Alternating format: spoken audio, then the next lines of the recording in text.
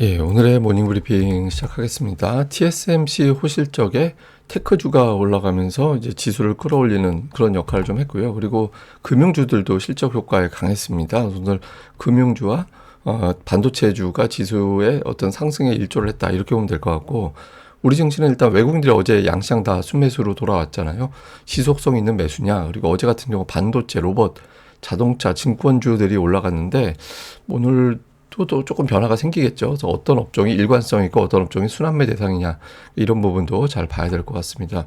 뭐 미증시는 3대 지수 다 오르긴 했는데, 그러니까 상승폭은 좀 제한적이었죠. 그러니까 뭐 대형주 내에서 좀 엇갈리는 그런 모습이 있었고, 또 에너지주들이 또 많이 빠졌거든요.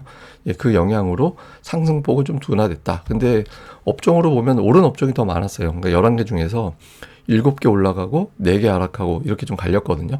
에너지 업종이 오늘 국제유가가 또 많이 빠지다 보니까 에너지주가 많이 하락한 게 이제 특징이었고, 유틸리티, 그러니까 AI가 활성화되니까 또 그 인프라 투자하면서 이제 전력 설비 많이 투자되겠구나, 또 이런 기대감을 만들어내니까 또 유틸리티가 가장 또 많이 올라가는 이제 그런 모습을 보였습니다. 뭐 주요 이슈들을 보면 블랙록을 비롯해서 주요 금융기관들 실적이 예상치 상회했거든요. 근데 어제 같은 경우는 예상치 상회에도 트럼프가 카드 이자 상한 뭐 이런 거 자꾸 걸고 넘어가고 하니까 그것 때문에 이제 주가가 하락했었잖아요. 근데 오늘 같은 경우는 현실적으로 볼 때 그게 법안으로 만들어지기는 쉽지 않을 것 같다. 그러니까 뭐 이 기업들이 의회에 또 로비를 할 것이고, 그래서 실제 의회에서 그런 법안 만들어내는 거는 간단하진 않다. 물론 지금 제출돼 있는 법안이긴 하지만 그게 여태 계류되고 있다라는 거는 의지가 없다라는 거잖아요, 의회에서는. 그래서 뭐 실적을 봐야 될 때다, 이렇게 되면 이제 주가가 올라갔고요. 그리고 또 TSMC 실적이 잘 나온 점, 이게 이제 또 반도체주의 어떤 결정적인 계기가 됐습니다. 매출 25%, 주당 순이익 62%나 올라갔고, 올해 지출을 늘리겠다. 그러니까 올해 지출을 중간값으로 보면 한 540억 달러 정도. 근데 작년에 410억 달러 정도 지출을 했거든요. 근데 이렇게 투자를 많이 한다라는 거는 그만큼 AI 수요가 강하기 때문에 우리는 그걸 따라서 만들어줄 수밖에 없어, 공장을. 이건 우리가 만드는 게 아니라 수요가 있으니까 투자를 하는 거거든요. 그래서 AI 수요에 대한 어떤 강력한 자신감을 보여줬다, 시장에서는 이렇게 해석을 했죠. 그리고 지정학적 리스크는 좀 완화가 됐는데, 어제 이제 트럼프 대통령이 한 발언, 이란에서 민간인 처형이 중단되고 있다더라, 뭐 이런 메시지를 내놨거든요. 그래서 이거는 그 이란 공격이 임박한 것 같다, 뭐 이런 이제 시장에서는 이제 우려가 있었는데, 이제 군사 작전이 좀 유보된 거 아닌가? 그러니까 이렇게 해석이 됐고요. 그리고 또 금과 은을 비롯해서 핵심 광물에 대한 관세를 유보한다. 이제 관세까지 부과가 되면 금은동 가격이 또 폭등할 수도 있었잖아요. 근데 그러니까 이런 것들을 또 유보한다라는 어떤 메시지가 나오면서 원자재 시장이 안정된 점도 어느 정도 영향을 준 것 같습니다. 그리고 연준 인사들의 발언 오늘 되게 많았거든요. 한 대여섯 명 발언했는데, 뭐 대부분 다 보면 이제 금리 발언을 아예 안 하거나, 근데 발언을 한 사람들은 당장은 금리를 내릴 필요는 없어. 그러니까 인플레이션을 진정시켜야 되기 때문에 금리를 유지해야 돼, 이런 메시지를 많이 내놨거든요. 그리고 또 특히 이 중에서 이제 오스틴 골스비 같은 경우는 좀 센 발언을 했습니다. 파월에 대한 압박은 짐바브웨에서나 나오는 행동이다. 이거 왜 저런 짓을 해서는 안 돼, 뭐 이렇게 이야기를 했는데, 이 사람이 이제 파월의 최측근 이렇게 분류가 되는 사람이거든요. 그러다 보니까 좀 많이 화가 난 것 같습니다. 그래서 어쨌든 이런 메시지를 내놔서 연준 인사들은 비교적 연대해서 좀 트럼프보다는 파월을 지지하는, 이런 메시지들이 나왔습니다. 그리고 그 미국과 대만이 이제 관세 협상 이제 타결이 됐거든요. 15% 관세로 이제 합의를 받고, 그다음에 이제 대신 미국의 반도체 2,500억 달러, 이거 뭐 TSMC가 투자하는 거겠죠.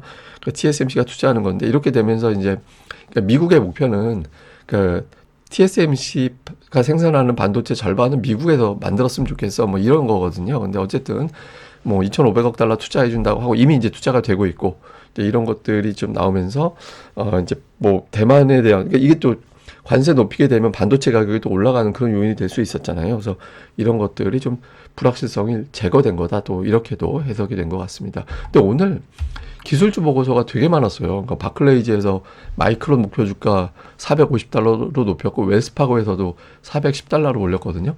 그리고 또 이제 RBC에서는 엔비디아 240달러, 그렇게 이야기하면서 이제 AI 투자가 둔화되긴 할 거다, 결국. 그렇지만 점진적인 둔화이기 때문에 우려할 필요는 없어. 그러면서 수익성 훼손 우려 뭐 이런 것들은 과하기 때문에 지금 매수해야 돼. 이런 주장을 했고요. 또 웰스파고에선 AMD 관련해서 뭐 데이터 센터 수요가 강하다. 그러면서 345달러 제시했고, 어플라이드 머티리얼즈 같은 경우는 RBC에서 385달러. 오늘 뭐 되게 많이 보고서가 쏟아져 나왔습니다. 그러니까 반도체 효과도 있고 TSMC 효과도 있고 이게 더해지면서 좀 강세를 보이는 이제 그런 모습을 보였던 것 같습니다. 뭐 주요 종목은 이게 지연 시세니까 이제 종가하고 조금 다른 숫자긴 한데 어쨌든 엔비디아 플러스가 나고 금융주가 올라갔는데 근데 그 외 기술주들은 좀 약했어요. 그래서 뭐 약간 이제 종목들별로 엇갈려서 좀 종목 내에서도 좀 갈아타기. 그러니까 뭐 인텔이나 AMD라든가 뭐 이런 종목으로 좀 갈아타는 그런 움직임이 나와서 시총 상위 종목은 좀 엇갈리는 모습을 보였고 상승률 상위는 뭐 반도체 그다음에 이제 그 전력 설비 관련된 종목군들 뭐 이런 것들이 강세 보이고 다음에 이제 금융주 뭐 모건 스탠리, 블랙록 이런 종들이 또 강하게 올라갔거든요. 그래서 금융주 플러스 반도체가 오늘 시장을 주도했구나라는 점을 다시 한번 보여주는 것 같습니다.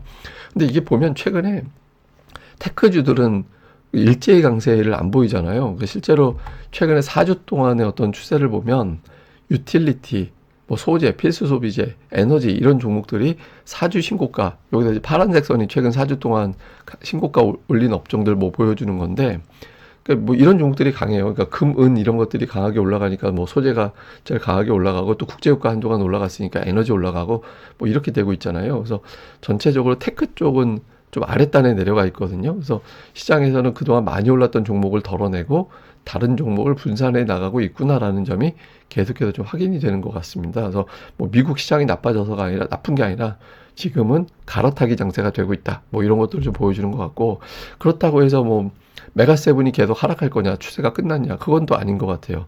그러니까 이 기업들의 이익 증가 전망을 보면 테슬라 빼놓고는 또 대부분 다 괜찮거든요. 그래서 뭐 메가세븐은 그냥 순환매로 바뀐 것이지 추세가 꺾였다 이렇게 보기는 조금 어려워 보입니다.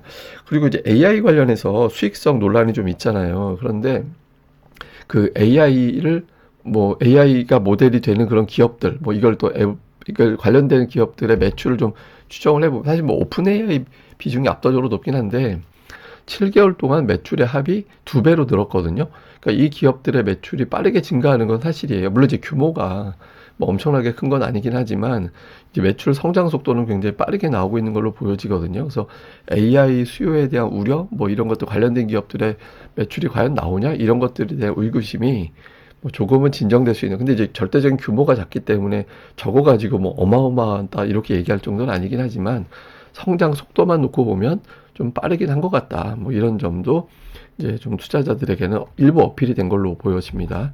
자, 우리 증시는 코스피가 정말 대단합니다. 그러니까 장중에 그 밀렸다가 한 번 딱 밀리면 그 곧바로 매수가 들어와서 끌어올리는 그런 현상들이 반복되고 있거든요. 근데 이제 또 하나 특이한 건 제가 이제 지난주에 말씀드렸던 게 코스피 소형주는 12월 저가도 깼다.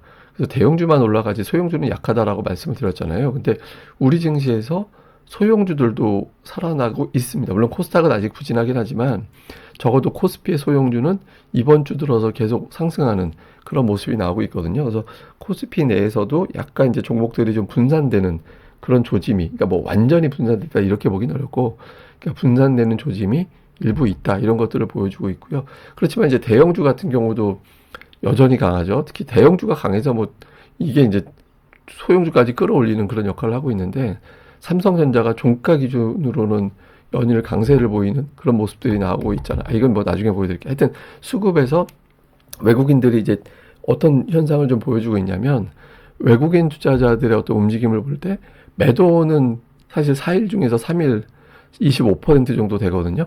근데 매수가 조금씩 다시 올라갔어요. 그러니까 외국인들이 그 매수 비중이 한동안 줄었었거든요. 그러니까 전체 투자해서 매수하는 전체 합산에서 외국인들이 차지하는 비중이 23%까지 떨어졌다가 그러니까 이틀 전에 거의 28%, 어제 26%이 정도로 올라왔거든요. 그러니까 매도는 거의 25%대를 왔다 갔다 하고 있는데 그러니까 매수가 좀 늘어났습니다. 그래서 이게 사실 매도가 줄어서 순매수 되는 거랑 매수가 늘어서 순매수 되는 거랑은 다르거든요. 근데 다행스럽게 매수 수치가 올라와서 삼성전자 같은 종목을 끌어올려서 이제 지수가 좀 강세를 보이는 그런 모습들이 나오고 있습니다. 그래서 이 수급이 이어지는지가 되게 중요할 것 같고요.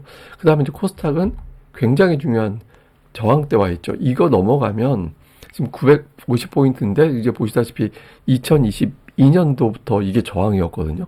그러니까 여기서 이제 자꾸 코스닥은 의식하는 것 같아요. 이게 또 저항이지 않을까? 그러니까 따라붙기가 좀 그래. 그래서 하락 종목 수가 많고 뭐 이런 현상들이 나타난 거거든요. 근데 만약에 이 구간이 돌파가 되고 안착이 되고 가면 1000까지 간다라는 믿음이 생기게 됩니다. 그러니까 950에서의 어떤 안착 여부. 근데 이게 그냥 지수 차트 가지고 안착시킬 수 있는 건 아니니까 특히 이제 외국인 기관 투자자들의 매수가 대형주 쪽으로 들어와서 이걸 끌어올릴 수 있느냐. 근데 이제 보면 외국인들이 되게 산발적으로 매수하잖아요. 그러니까 하루 세게 들어왔다가 며칠 놀다가 또 하루 세게 들어오고 며칠 놀고. 그러니까 이런 패턴이거든요. 그래서 제가 이번 주 중에 저는 한 화수 정도에 한번 세게 매수 들어오지 않을까라고 생각을 했는데, 뭐, 목요일에서나 매수가 들어왔잖아요. 그러니까 좀 템포가 좀 늦긴 하죠. 근데 어쨌든 연속성이 있어야 돼요. 그러니까 어제 하루 매수 들어온 거 가지고는 그냥, 또 저러다 말겠지. 이렇게 될 수도 있어서 950 이상에서 외국인 투자자들, 기관 투자자들이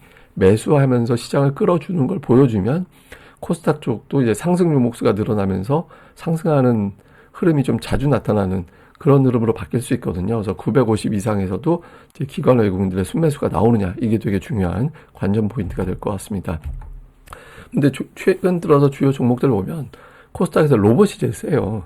로봇이 압도적으로 강한 그런 모습에 있고, 그 다음에 이제 올해 들어서 상승률로만 놓고 보면 그 다음에 반도체, 그 다음에 뭐 제약바이오, 2차전지 비슷하고, 엔터주는 거의 제자리고. 근데 이제 로봇이 너무 세가지고 로봇을 빼고 따로 놓고 본다라면 이런 그림. 그러니까 반도체, 2차전지, 제약바이오, 그 다음에 엔터주의 흐름이 이런 구도 정도가 되고 있거든요. 근데 사실 최근 들어서는 로봇이 워낙 세가지고 나머지는 그쪽으로 수급이 빨려가는 그런 현상이 나타났었잖아요. 근데 이제 오늘장 같은 미국 시장의 환경, 그리고 이제 코스닥 950, 요 구간에서 어떤 업종이 이제 주도권을 갖게 되느냐, 이거 되게 중요하거든요. 그러니까 950에서 넘어가기 위해서는 주도권 확보가 되게 중요하니까 로봇 이외에 이제 상승세를 보이는 업종이 뭐가 되는지 나와야 됩니다. 나와야 이제 코스닥 950이 안착이 될 수 있으니까 그 구도를 좀 주목해 볼 필요가 있습니다. 자, 일단 실적 효과, 트럼프발 변수 이런 것들이 겹치는데 실적이 오늘장에서는 이제 이긴 거죠. 근데 트럼프발 변수가 여전하다 보니까 시장의 상승폭은 제한적인 그런 모습인데, 어쨌든 실적 효과가 우리 장에서도 연결이 되는지, 그러니까 반도체와 이런 업종의 어떤 흐름을 좀 볼 필요가 있고, 그 다음에 이제 그 환율이 어제 일단 밀려 있긴 하지만 그렇다고 확 밀린 건 아니잖아요. 그러니까 1480원 가려다가 이제 그 밑으로 내려간 거라서 여기서 다시 튀고 올라가는 그림이 나오면 조금 외국인들이 또 불안해질 수 있거든요. 이런 부분들. 그 다음에 코스닥이 950을 넘기는 상태에서 외국인들의 수급 또는 기관의 수급이 붙느냐, 그리고 그때 주도주는 뭐가 되느냐. 그리고 어제 같은 경우 삼성전자, 자동차, 조선, 증권, 로봇 등등이 올라갔는데, 뭐 하여튼 연속적으로 3일 정도 연속성을 보이는 종목군들이 대장이 된다, 이렇게 보면 되거든요. 그래서 이런 구도에 어떤 변화가 생기는지도 좀 집중적으로 살펴보도록 하겠습니다. 그리고 예탁금이 늘긴 했어요. 그러니까 어쨌든 우리가 이제 얼마 전에 봤던 뭐 93조 원은 뭐 연말 연초에 들어오는 일시적인 자금 효과를 라서 빼고 놓고 본다라면 그걸 제외하고 지금부터가 이제 예탁금이 제대로 잡히는 구간이거든요. 근데 보면은 늘긴 했습니다. 그러니까 최저점이 81조 원에서부터 따져놓고 보면 지금 89조 원이니까 10% 정도 고객 예탁금이 들어와 있는 상태거든요. 근데 여기서 97조 원 정도 넘어가게 되면 굉장히 강한 종목 장세가 나올 수 있어요. 그래서 지금은 이제 개인들이 가끔 거두는 정도, 그리고 외국인 기관이 주도하고 개인이 가끔 거두는 정도고, 개인이 주도할 정도가 되면 이게 97조 정도 넘어가야 되기 때문에 좀 당분간 외국인 기관의 종목군들을 계속해서 집중적으로 살펴봐야 된다. 그래서 이제 어쨌든 뭐 두 주체들이 매집하는 종목군들을 계속해서 체크하고 제가 내용들을 마감 때마다 전달해 드리도록 하겠습니다. 그리고 제가 오늘 오후에 외부 일정이 있어서 오후 방송이 평소보다 조금 늦어질 가능성이 있습니다. 그래서 혹시라도 제 시간에 안 올라오면 오늘 뭐 약간 늦어지나 보다, 뭐 이렇게 좀 알고 계시면 될 것 같습니다. 뭐 구독하기 하고 알림 설정 해주시면 올라올 때 바로 또 알림이 되니까 또 많이들 설정 부탁드리겠습니다. 저는 또 다음에 뵙겠습니다. 좋아요와 구독하기 꼭 부탁드립니다. 감사합니다.